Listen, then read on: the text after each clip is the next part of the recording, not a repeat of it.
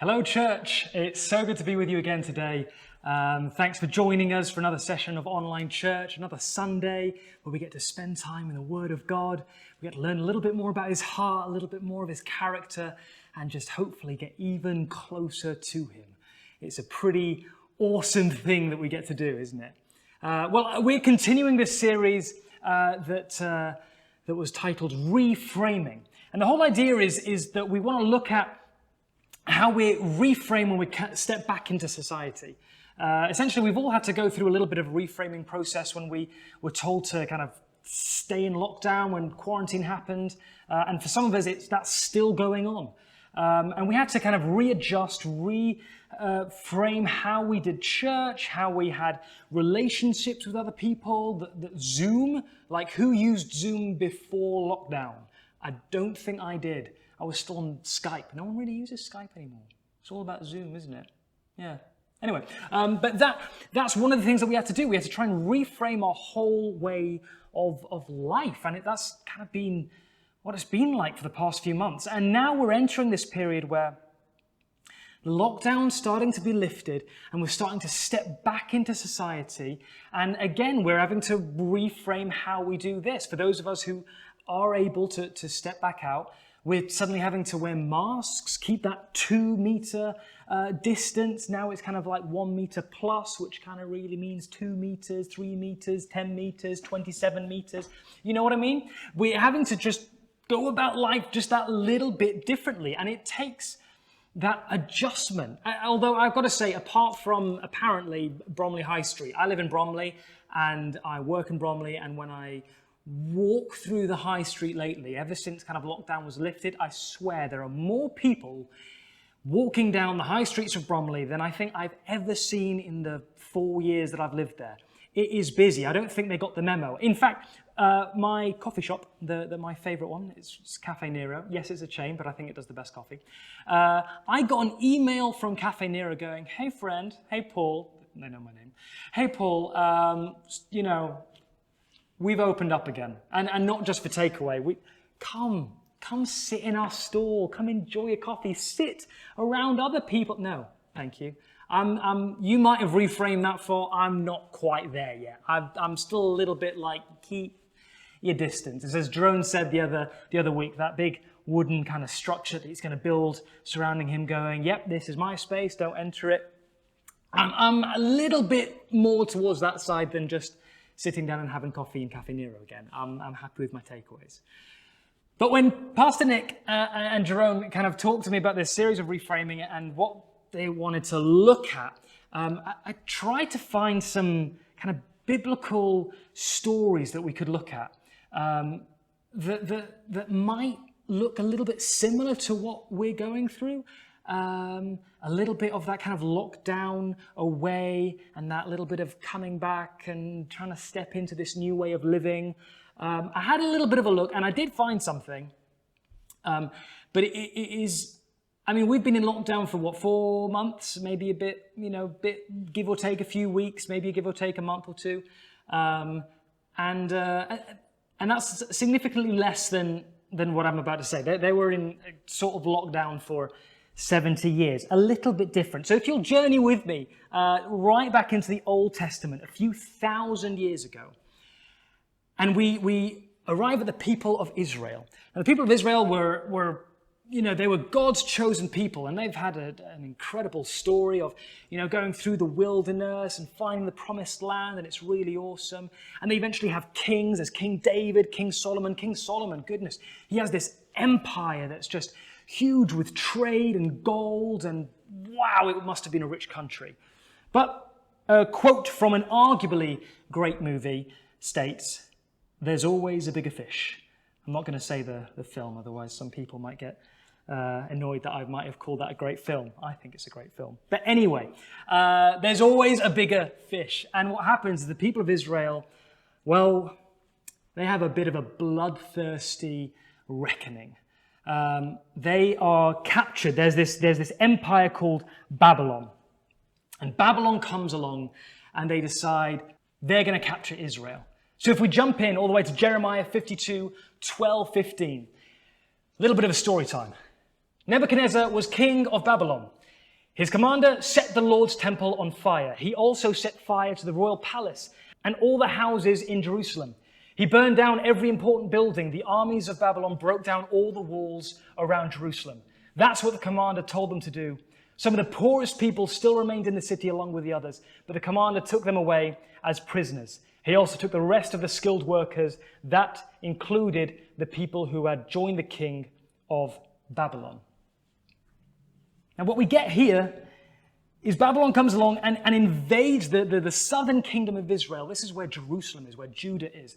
And Babylon has this way of conquering. So what they do is they don't kind of let you be. They have this capture and take. So Babylon comes along and they burn everything down. They destroy the temple. They destroy the cities, the homes, every kind of part of way of life that the Jewish people would have had. They destroy it. And then they take them into captivity, into their own land, and they force them essentially to be one of their people. It's what is famously known in the Bible as the exile. The Israelites are now exiles. In a foreign land, they are made to live under foreign rule. They're isolated away from everything they know, their way of worship, their way of life. They can't live how they normally would. Now, in exile, you have two distinct groups of people. They're kind of forced into a way of life that they're not used to. And the two reactions are this. You get one group who completely submit. One group who say, hey, listen, we've been captured. That's just the way it is. Let's not sing it. That's just the way it is. And they decide, okay, we're going to completely submit. We will bow to your gods now. We will worship whoever you tell us. That's our king. Fine, that's our king. We will dress how you want us to dress. We will talk how you want us to talk. We are now Babylonians through and through. Forget what came before. That is one group and one reaction of what happens when we're taken into exile, when we're taken into a quarantine of sorts, a lockdown of sorts, away from everything we knew. The other reaction that we see in the Bible is the group of people who are furious. No way are they having any of it. No. They're going to rise up and they're going to fight to the death, which is unfortunate because they've already been captured. So death it is very, very quickly, just death. They don't get away with it, but they're not having it. They would rather sooner die than become one of the Babylonians. But that little portion in Jeremiah that we saw leads perfectly to our character that we're going to meet first. You see, it said that the Babylonians took even the skilled laborers, the skilled people who they wanted to come and work for them. And that's exactly how the book of Daniel begins. It says this in Daniel 1, verse 6 to 8. Among those who were chosen were some from Judah: Daniel, Hananiah, Mishael, and Azariah. The chief official gave them new names. To Daniel, the name Belshazzar. To Hananiah, Shadrach. To Mishael, Meshach. And to Azariah, Abednego. But Daniel resolved not to defile himself with the royal food and wine. And he asked the chief official for permission not to defile himself in this way. See, Daniel and his friends, they find this third way. They're not going to completely submit to this way of life. They're not going to revolt until they die. They're going to go, hey, we get it. We get the situation. And we know we're under occupation here. We know that you're the rulers here. And you've asked us to help you. And tell you what, we will. But I'm not going to compromise on my faith. You see, the Jewish kind of the way they would eat is very, very different to how the Babylonians would eat. And Daniel's like, I'm not doing that because that contradicts my faith. And in fact, I'm going to be intentional about the way I live out my faith in this. So I'm not, in fact, you can test me. And you know the story. Who did the Daniel fast? I know I did. And if you didn't, well done. You didn't succumb to peer pressure, but I did. And you just know it's not an easy thing to do. At least it wasn't for me. Really tough. You just end up eating pitta and hummus. I don't even know if pitta is acceptable. But the Daniel fast, that's where it comes from. He decides, no, I'm going to prove that my diet is superior because God is with me. And of course, we know the story. It works. He proves himself still to be a valuable asset, living for the king, working for the king, but still remaining loyal to his God. In fact, I would say this is a theme that we find in the book of Daniel because it happens again and again and again. Yes, they are helping Babylon. They are serving Babylon. They're going, I get it. I don't necessarily agree with you, but I'm in this position. I'm going to help you, but I'm not going to compromise on my faith. We see it later with Shadrach, Meshach, and Abednego.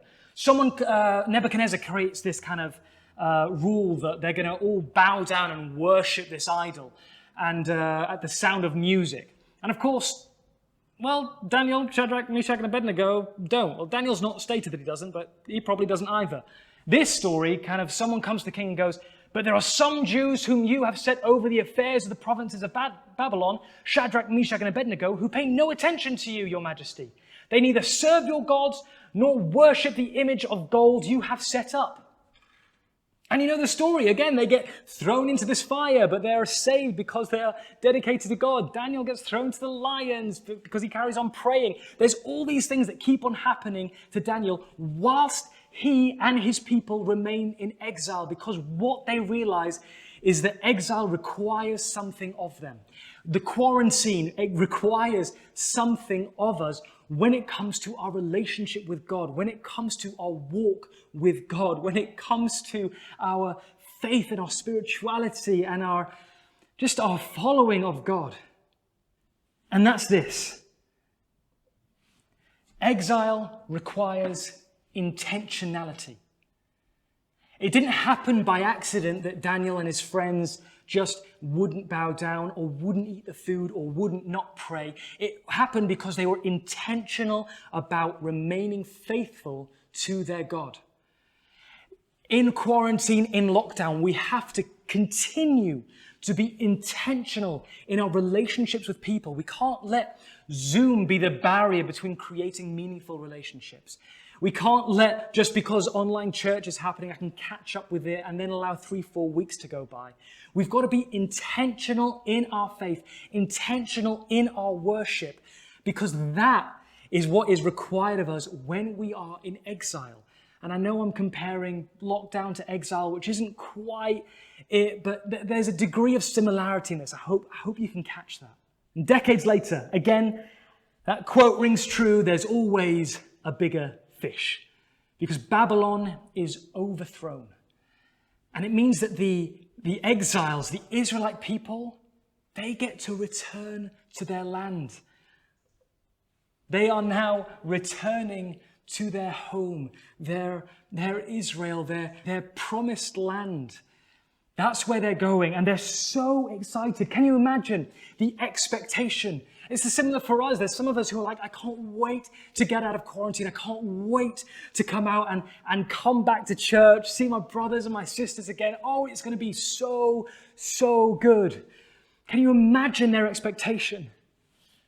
And then can you imagine their disappointment as they start walking towards Israel and Jerusalem and they see no skyline, nothing that was there before? Because what they're returning to is not the same as the place that they came from, because it's destroyed. The temple is rubble. All those houses of importance, they are being burnt up. Their own houses have been destroyed. There's other people now living in the place, because Babylon didn't take everyone. They kind of left the rejects. What a mess. It looks like coming back wasn't such a good idea. And then we meet our second character. Oh yes, our second character, the very famous, the one and only Zerubbabel and his mate Joshua. Not quite as famous as Daniel and his 3 friends. Not sure why. Maybe we should make them more famous, eh? Zerubbabel and his good mate Joshua. They get there and they see it's a mess. They see it's not the same thing as what it was before. And so what they do is they decide to do something. If you read with me, Ezra chapter 3, verses 1 to 2 and then 7. When the 7th month came and the Israelites had settled in their towns, the people assembled together as one in Jerusalem. You see that relational aspect that comes back when you're back together? Oh, we come back as one. Then Joshua, son of Jozadak, and his fellow priests, and Zerubbabel, son of Shealtiel, and his associates began to build the altar of the God of Israel to sacrifice burnt offerings on it, though the foundation of the Lord's temple had not been laid. What? I can hear other people say, what? Hold on, sorry, wait a second. The temple is the place of worship. You're saying that you're gonna start sacrificing and worshiping to God without the temple? And not actually going to rebuild it? No, guys, we are going to rebuild it. But at the minute, let's make with what we have. Let's make do with what we've got around us. Let's rebuild this so at least we can start introducing some of that worship. Not that anything before was special, but we just want to reconnect back with God. And actually, Zerubbabel rebuilds the temple. That's part of his mission, but this time a little bit differently. You see, the first temple was built under King Solomon. King Solomon, this wealthy king who had access to trade from all over the world. Like the first temple must have been gloriously built. Just the magnificent to the eyes. It must have been made with just the most exquisite materials because money was just no problem. But the Israelites who are returning don't have that. They've got rubble.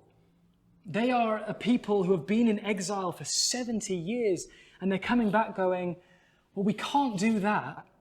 So I'll tell you what we're going to do is we're going to rebuild the temple with what we have around us. We're going to go to the surrounding lands, maybe chop down some trees here, chop down some trees there, bring the stone in from here, the stone in from there, just with who we have and who we are.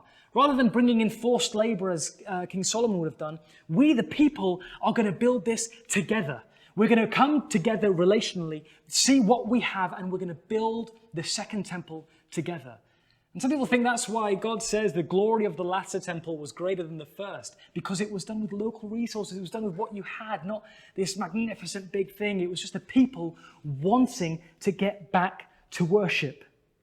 So as they lay the foundation, we read, and all the people gave a great shout of praise to the Lord because the foundation of the house of the Lord was laid. But many of the older priests and Levites and family heads who had seen the former temple wept aloud when they saw the foundation of this temple being laid, while many others shouted for joy. Do you see that? People who had seen the former temple, people who remembered what life was like, what the worship was like, what the temple used to be like. They see this new foundation being laid, and what do? They wept. They wept because they couldn't see what was in front of them. They wanted exactly what they had before. And this is for some of us. Don't want what was before so much that it prevents you from what lies ahead. Because what they refused to see, if they wanted the same thing, they would have been waiting centuries to have a temple rebuilt like that. It wasn't until Herod decided to kind of amp up the second temple with a bit more They just wanted to make do with what they had and build it. But if these guys, they would have been waiting for centuries. Because what Zerubbabel and his friend Joshua realized about a returning people, and that's the same with you and me, when we return out of a condition that we're not used to, out of exile, out of lockdown, out of quarantine, when we start to return, when we start to step back and see that the world before us isn't the same as what it was, they realize their second thing, what returning requires. Return requires innovation. Return requires innovation. Church, when we step back into our four walls of church, don't expect everything to be the same, because the world is not the same. And next week, I'm sure we're going to talk about some innovative ways that the church is going to move forward, but let's just remember that to step forward, we need to innovate. And that's not to let go of everything of the past. No, we're just going to do it again in a new way. We're going to do something new, something fresh, something exciting. It was still the second temple that was being built. It just wasn't quite looking like the first. But it was still God's house of praise for all nations. The heart of it was still the same. But here's the truth, church. These are all a picture of a greater problem. All of these are examples that can help us, and they're strategies that we can certainly implement into our lives and certainly should be implementing into our lives.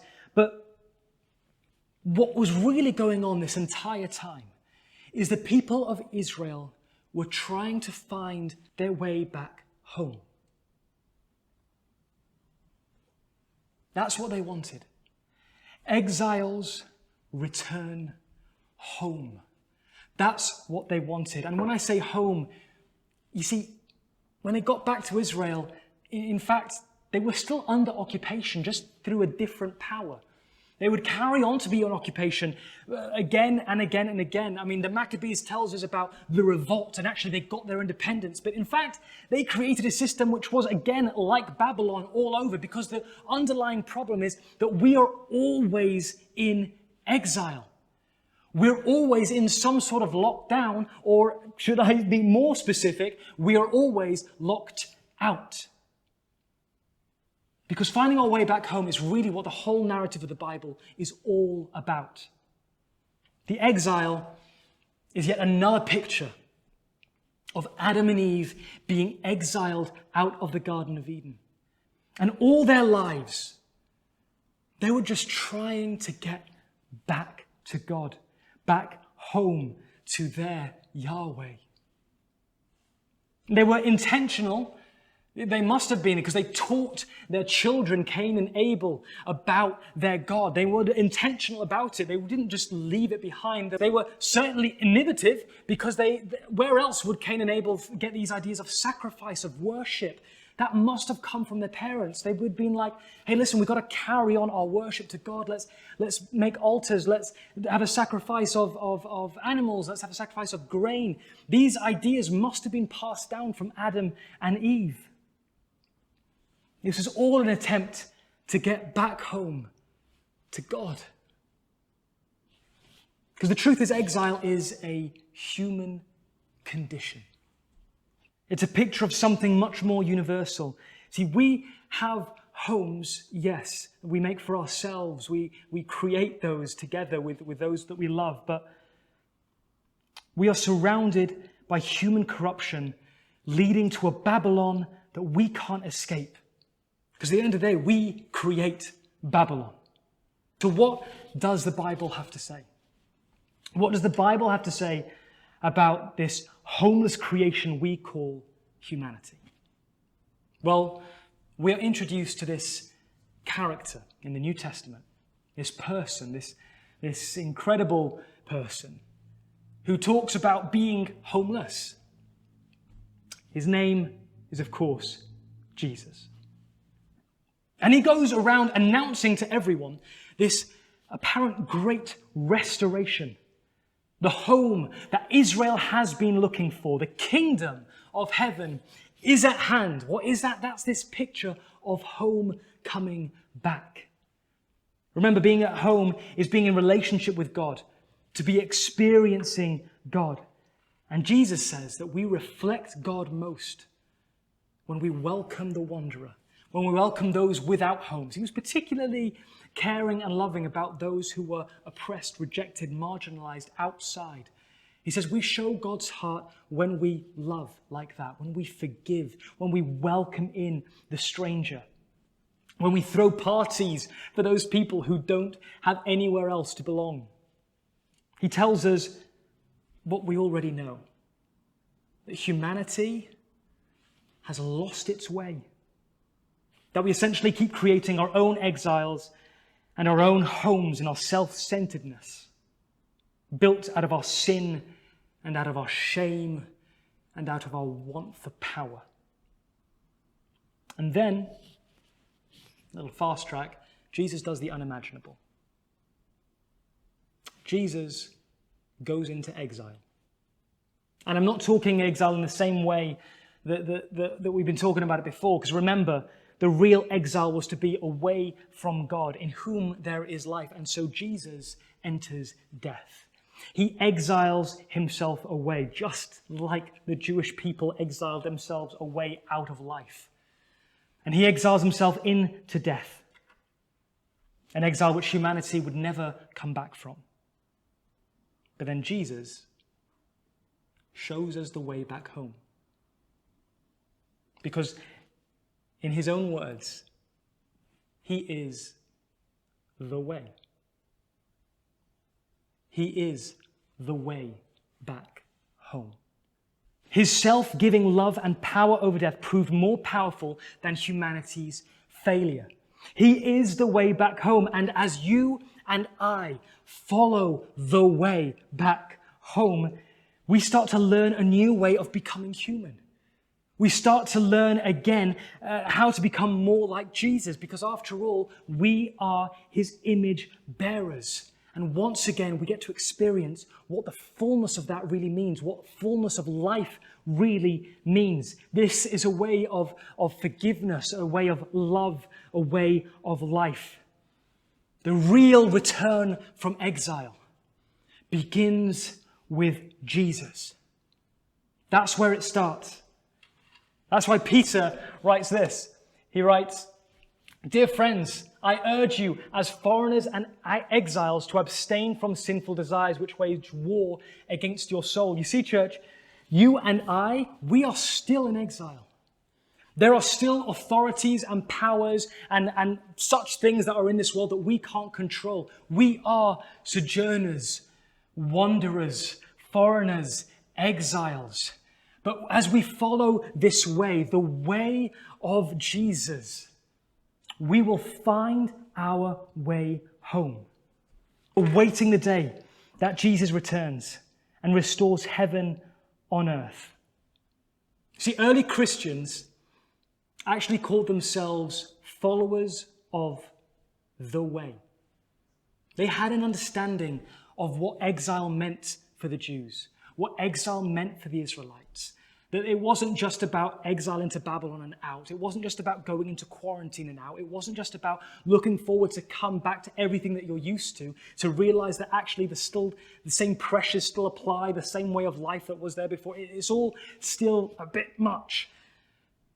They realized that the return from exile was their return back to God.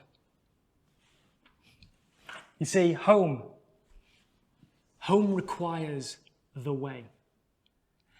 And the points earlier, yes, let's please be intentional in our worship. That still applies. Remember, we are still exiles in a foreign land. We're still awaiting the kingdom to arrive. So we are still exiles. And that requires of us intentionality in our worship, in our prayer, in our relationships. Let's not lose our relationships. That kind of desire of coming back together. Oh, that was there. You could even hear it in those verses in Ezra, where the people came back, when they returned back into a kind of a way of living that was still some sort of exile, because they were exiled in heart.